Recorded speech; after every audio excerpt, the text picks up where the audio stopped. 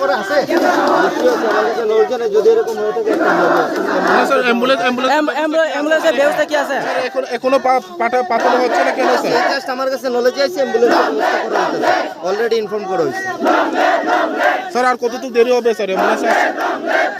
ভাই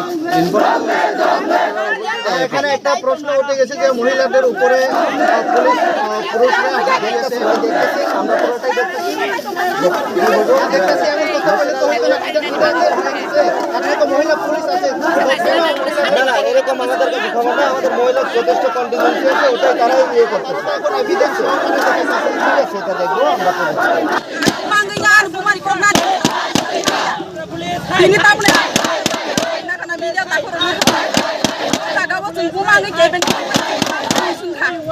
Sungguh,